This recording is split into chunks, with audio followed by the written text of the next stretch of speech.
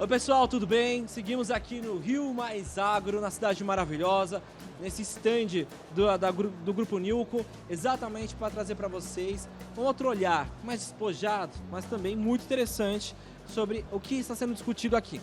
Vamos falar sobre segurança alimentar, mas da segurança alimentar que está inserida no dia a dia do consumidor, que são as centrais de abastecimento que diariamente levam às cidades aquilo que vai trazer vida, saúde para a nossa população, que são os alimentos.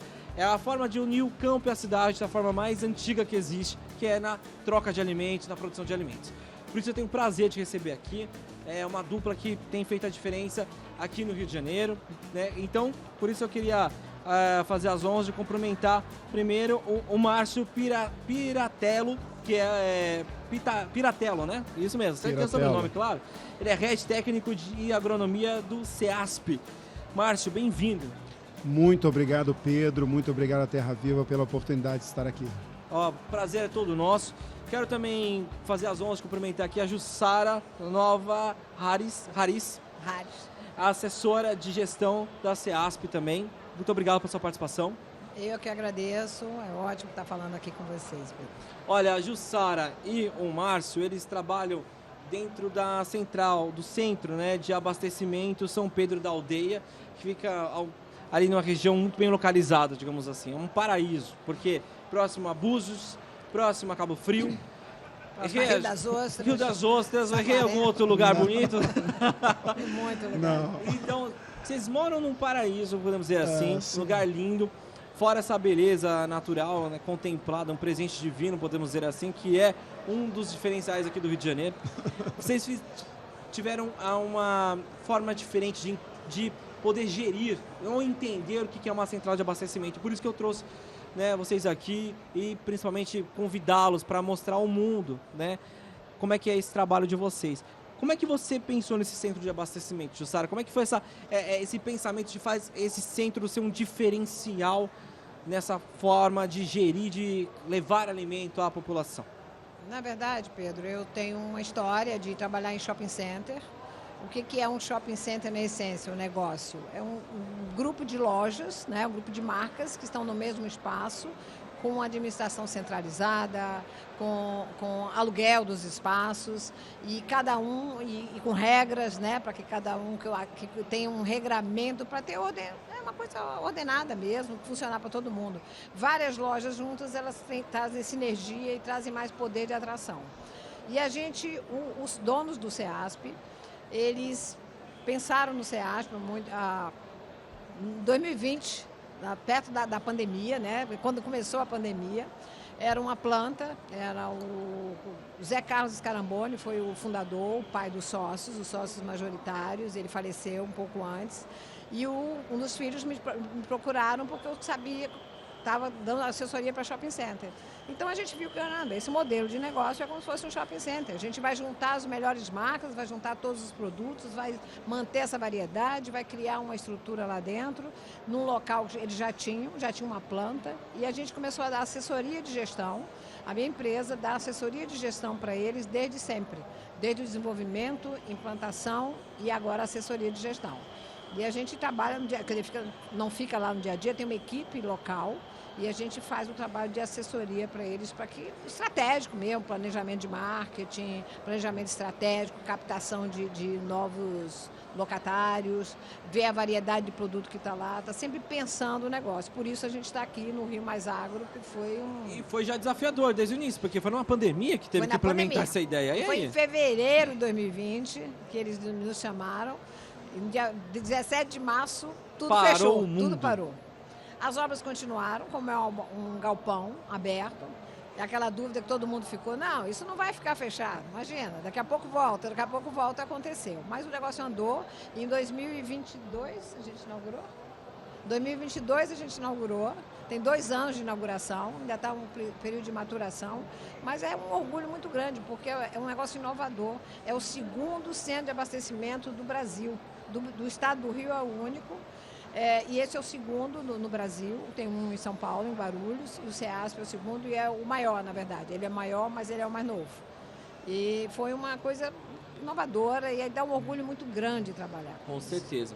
E é tão inovador porque o Márcio, ele fez um pensamento que é aquilo que a gente fala muito. A gente está no Rio Mais Agro e aqui a gente falou muito sobre sustentabilidade, produção, de uma forma consciente. Dentro do campo fala sobre o uso racional de insumos. Fora, a gente fala sobre o Brasil, que precisa cada vez mais produzir alimentos, segurança alimentar. Tivemos um recente mapa da ONU sobre a fome no mundo, a insegurança alimentar, que chega a ser assustadora cada ano que passa. E aí a gente vê projetos como Banco de Alimentos.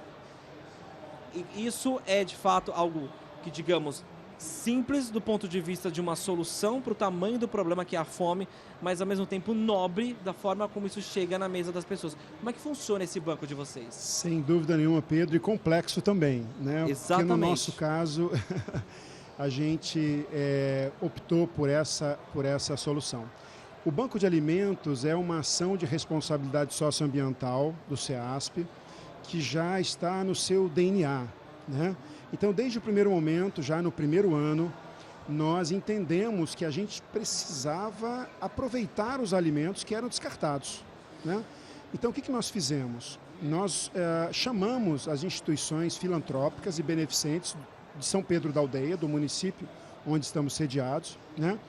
E fizemos algumas reuniões para angariar voluntários para trabalhar no Banco de Alimentos. O Banco de Alimentos precisa de força de trabalho, né? Com certeza. Então, rapidamente a gente começou com um dia na semana, depois 2 dias na semana, e hoje a gente tem um atendimento de 3 vezes na semana, funcionando somente com voluntários, integralmente. Então, o Banco de Alimentos do CEASP não tem funcionários, né? Não tem caminhão, não tem combustível. E trabalhamos para que isso acontecesse uma cultura organizacional, e essa cultura é multiplicada, né?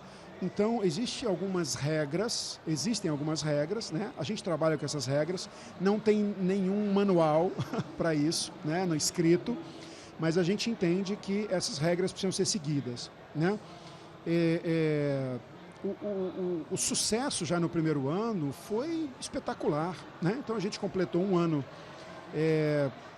recentemente com uma arrecadação de 45 toneladas, mais de 45 toneladas, né?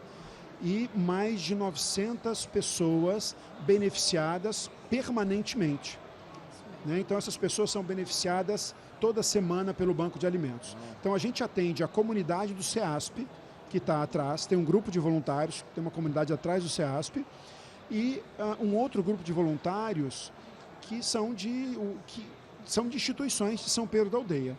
Qual é o nosso objetivo a partir daí, né?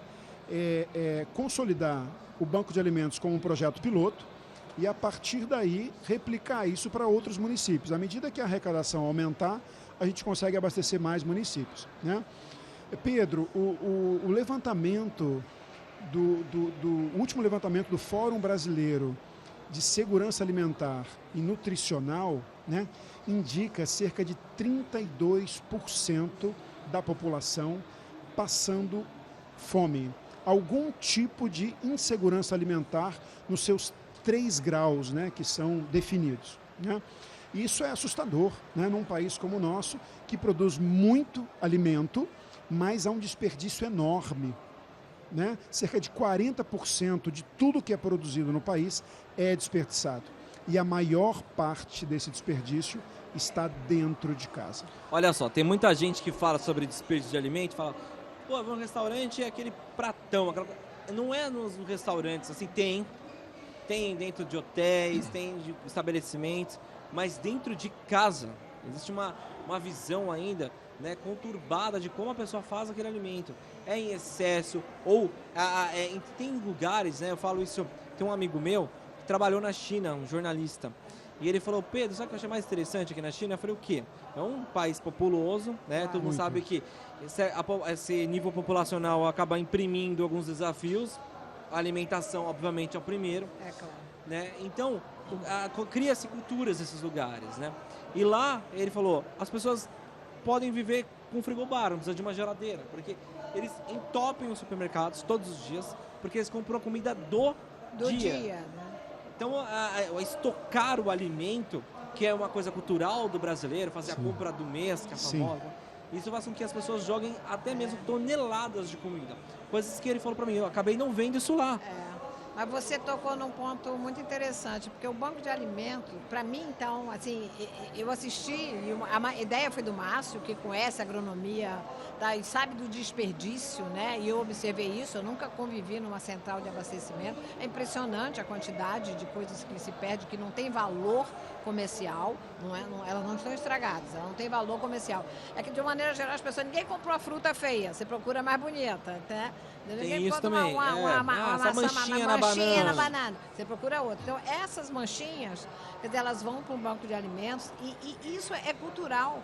Eu me vejo, né, vivendo, trabalhando com isso agora, sabe assim, vivendo essa história do banco de alimentos, que o Márcio teve essa ideia que foi fantástica, assim, para aquela região mesmo. Como a gente pensa nisso, inclusive em casa. Eu tenho pensado nisso, o quanto a gente desperdiça, né? Esse cuidado de não estar comprando um monte de coisa que daqui a pouco vai perder na geladeira. Pedro, isso é pedagogia na educação dos filhos, né? Por exemplo, deixar comida no prato. Isso é mania, né? Se você se acostumar a deixar comida no prato, vai ficar no prato. Agora, se você ensinar o seu filho a não deixar comida no prato, ele não vai deixar. Não é só porque entope a pia, é porque é um desperdício. Exatamente. Né? 10 anos, 15, 20, 30 anos fazendo isso. Né? E ele vai deixando lá. Né? Na hora de descascar um alimento, precisa descascar mesmo. Né? E na hora de descascar, né? Parte do alimento vai junto. Exatamente. Até isso. Então, isso tudo somado, estou falando de detalhes, né? Então, é trabalhar realmente uma cultura, é desejar mudar, é desejar ser melhor a cada dia, ensinar aos filhos, né? E aí tem várias coisas que se depreendem daí. Por exemplo, né? Fazer a compostagem em casa com aquilo, né? Que sobra, com o resto. É o segundo passo do SEASP. Exatamente, a Jussara lembrou bem. Depois, o que não for aproveitado no banco de alimentos, mais lá na frente, a gente tem que evoluir. A ideia é fazer compostagem. Aí você faz um adubo. Regenerativo. Você faz aproveitamento. E aí, só lembrando um pouco assim, do SEASP, né? O papel do SEASP social nisso é muito grande, porque ele veio para essa região, né? Não está na capital, no Rio de Janeiro, está na região dos lagos, é uma das regiões que mais crescem economicamente no estado, né? Principalmente por causa do petróleo. E que o governo do estado e a prefeitura entendeu a importância do SEASP pela geração de empregos, por trazer a economia, né, por ajudar a economia da cidade. Ontem nós estávamos falando com empresários daqui de São Pedro, falando, caramba, esse é muito importante para a economia da região dos lagos. E é muito importante, e aí, por isso, mais um motivo para se ter essa responsabilidade social. Não só de gerar empregos, mas ajudar essas comunidades todas que a gente sabe que precisam dos alimentos. Entendeu? E a gente tem uma coisa de se preocupar com a dignidade humana. As pessoas não precisam estar catando a comida lá. Eles fazem a triagem, tudo arrumado, sabe? Os alimentos, né? Aí o Márcio pode falar melhor, faz toda a triagem. Porque não é resto. Não é resto, tudo organizado. Aí tem uma comunidade, uma das ONGs que recebe, tem um almoço, né? Os sábados, todo né? sábado oferece um almoço para várias pessoas assistidas pela instituição. É lindo o trabalho. É muito legal. Com certeza. Eu tenho certeza que depois desse podcast, outras centrais de abastecimento vão se inspirar nesse programa, porque é um programa que para mim, ele ultrapassa a questão de só produzir alimento, né? Ou melhor, de levar alimento na mesa das pessoas, comprar mais barato numa central de abastecimento. Ele vai mostrar de fato o que é uma central que abastece aquela cidade, né? Ela vai usar o nome que ela tem, né? Mas não é um entreposto, é um abastecimento. É um abastecimento, é algo que se a gente for olhar a origem disso, daqueles mercadões, né? Isso mesmo. A gente vê que tem mais povo, mais gente, mais troca do que a gente imagina. A história, o contexto de uma central de abastecimento está inserido nisso. Pedro, uma das coisas mais bonitas assim que eu vi, que a gente viu, né? Em relação à dignidade, foi as pessoas entenderem que elas não podem ficar dentro de uma caçamba procurando alimento. E no SEASP foi assim também, né? Então a gente conversou com a comunidade e disse, olha, venham para cá. A gente não vai permitir isso. A gente não vai permitir que você perca a sua dignidade. Na maioria são mulheres, no caso da comunidade, que às vezes tem que trazer os filhos, né? E a gente disse, olha, não, a gente vai acolher vocês e vocês vão participar do banco de alimentos. Então é muito, muito gratificante esse trabalho que funciona voluntariamente, né? Tem uma organização e tal, mas assim, são eles que se esforçam para entender, para respeitar a opinião, para respeitar a religião do outro. Eu não estou lá, não tem um funcionário lá, não tem um chefe, entende, que diz como é que vai ser. É voluntariado. E tem uma distribuição que é trabalhada de acordo com o número de pessoas assistidas e todos eles respeitam. Sabe? Então isso é muito legal. E como a Jussara falou, né, o nosso objetivo agora é aproveitar os restos do banco, aquilo que o banco não consegue aproveitar porque já está estragado, né? A gente aproveitar o resto do banco de alimentos para fazer compostagem e implantar um projeto de hortas nas escolas que o CEASP se propõe a fazer, né? Isso está em primeira mão, ninguém sabe ainda, mas um kit horta a ser doado pelo CEASP para as escolas e uma assistência técnica, digamos assim, inicial para que essas escolas produzam, né, com o nosso composto gerado pelo CEASP. E fazer ali também uma unidade demonstrativa para receber alunos, professores, para entenderem como é que funciona, né? Quer dizer, é maravilhoso para uma criança, não sei se você já fez isso, Pedro, uma semente de alface é algo quase microscópico. Aí você planta uma semente, 45 dias depois você tem um pé de alface, que é um milagre da vida, né? É isso que a gente quer fazer. Bacana. E essa germinação tá, né, cada vez maior que vocês fizeram lá. E isso está frutificando, gerando frutos muito bons. E o mundo precisa conhecer isso. E eu agradeço muito a participação de vocês. Obrigado. No início, eu falei que é algo simples. Mas simples, porém complexo, porque exige muita paciência. Sim. Envolve muita gente. Sim, sabedoria. Pedro. Exatamente, e é isso que eu estou vendo no trabalho de vocês.